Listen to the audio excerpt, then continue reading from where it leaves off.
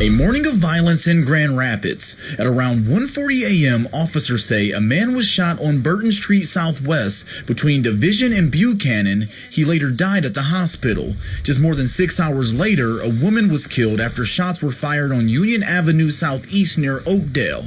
Police say they don't believe the two incidents are connected, and the second shooting was likely a domestic incident. Her best friend called me and was literally hysterical. And I jumped up, what's going on, what's wrong? And she said, my sister is gone. And I'm like, what are you talking about? You know, like, I just talked to my sister a couple days ago. What are you talking about? I get here, she's already gone. Cassie White says it was her older sister that died during the shooting on Union Avenue. I'm just so lost for words. I can't cry. I'm cried out. This hits home. She declined to identify her sister, but says she was a mother of three with a heart of gold. My sister was fun. She was goofy. She liked to go out, have a good time, very well dressed. She loved her kids, make sure her kids was intact and ordered before she did anything. White says her sister was in a relationship and she's surprised domestic violence may have been involved in her death. This is No Tears for Black Girls, a true crime podcast with a purpose. Created by award-winning author John Reedburg, brought alive with stirring narration from Samantha Paul.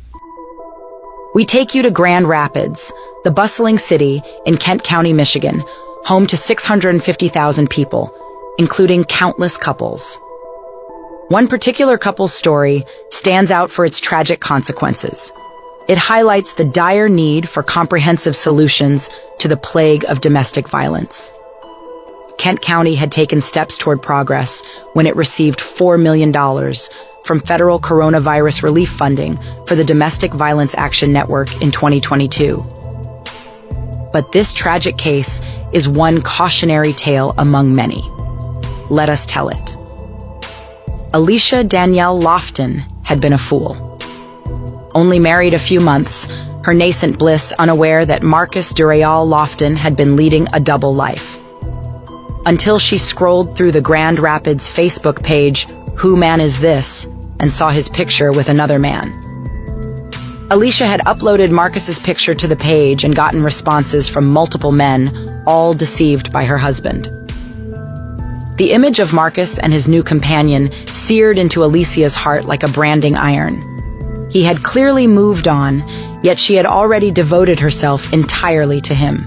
He had promised her a lifetime of love, but here he was, starting anew with someone else. Alicia served her husband divorce papers the next day. Having been arrested in May for alleged domestic violence against her, Marcus was instructed to have no contact with Alicia. However, Alicia told him to leave the house by the end of the week. He stared at the document, unable to say anything. This was a man she'd dedicated her life to, but his eyes held no emotion now. Behind them, though, Alicia could sense his anger and shame radiating from him like heat waves off asphalt in July. That's when it started. The argument that would last for hours. Alicia never saw it coming. When Marcus grabbed the Glock, she knew in her bones something was terribly wrong. It seemed to happen in slow motion, him aiming it at her, as if the bullet had reached its target before he even pulled the trigger. His wife scrambled off, racing to the bedroom and slamming the door shut, as if it could protect her from what was about to come. But Marcus Lofton forced his way into that tiny room and found her trying to pry open a window, desperation etching its way through every stretch of her muscles, and he shot her down like an animal.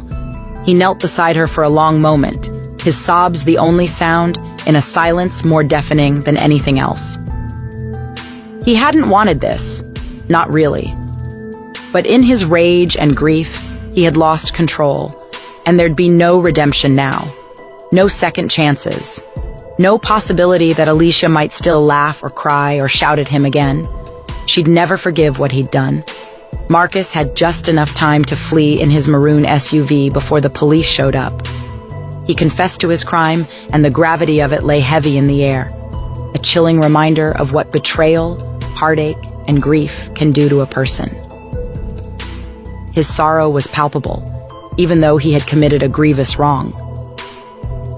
Alicia's divorce from Marcus sparked rumors on social media and headlines, with speculations of infidelity on his part or her discovery of betrayals on her own. Marcus couldn't handle the truth that his wife wanted out, which was as unclear as a foggy glass. The tragedy of Alicia and Marcus overshadowed Grand Rapids. It left people wondering how a happy marriage could unravel, leaving devastation all around it. Alicia's family mourning her untimely death, and Marcus's family floundering without their beloved son and brother. The total experience left Alicia's and Marcus's friends and family with an ambivalent adieu. They had loved with all their might, without condition, only to have their love taken away. Alicia's death shook Grand Rapids like a typhoon, demanding immediate action. People were terrified, angry, confused. The tragedy had left them all reeling. Detective Tyler Williams stepped into the fray. He'd been investigating homicides for over a decade and had seen heartache in its darkest forms, but even he couldn't comprehend the brutality of what had happened to Alicia. Deep in his investigation, Tyler uncovered the unsavory truth. Marcus had slaughtered Alicia with a fit of heated passion he could not contain. But why? What could have caused such an otherwise calm man to snap? Digging further into the evidence, Tyler interviewed friends and family members who knew Marcus. The revelations from those interviews shocked him to his very core. Marcus had been wrestling with his sexuality for years, engaging in secret liaisons with men while trying to maintain a facade of heterosexuality with Alicia. When she caught wind of this through social media, the charade was over, and the tragic end came to fruition. Anger and fear propelled Marcus to seize the gun, aiming it at his beloved Alicia. He wept in his jail cell with remorse for what he'd done and admissions that he could no longer live a lie. They left Tyler with a maelstrom of emotions, sadness, shock, and disgust. But beneath it all, he was aware of the plight of Marcus and others like him, unable to be their true selves without the possibility of censure from society. As the case closed and Tyler geared up for Marcus's trial, one thought toppled over another in an avalanche of questions. Family is sharing their grief tonight after a Grand Rapids mother was shot and killed last week. According to court records, the suspect is in custody. It's the man she was trying to divorce. Our Julie Dunmeyer joins us with more. Julie. Yeah, Josh and Max, family tells me it's hard for them to even hear Alicia Lofton's full name because she shares the same last name with the man who allegedly shot and killed her. Loved ones saying their main focus right now is on the 3 children she leaves behind. Loving, outgoing, high-spirited, give you the claws off her back, loved her kids, loved life. You remember when the reports came out that this guy that Marcus Lofton was intimate with had released the video footage of him being intimate with him in this Facebook group page called Whose Man Is This?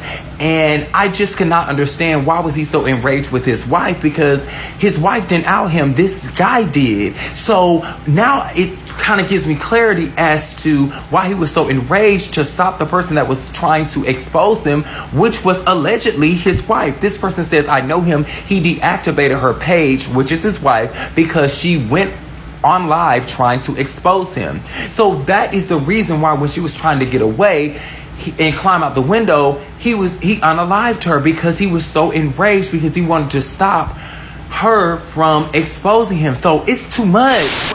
And if you see them dancing, you see them having a good time, you actually see on Alicia's hip, you see the Glock that was used in the murder. That's the Glock right there on her hip.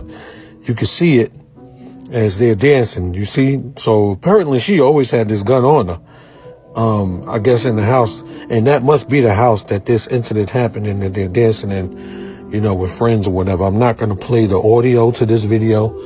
If you're wondering what's going on, but I don't want to get no copyright strikes. But I found that to be very interesting. This is No Tears for Black Girls, a true crime podcast with a purpose.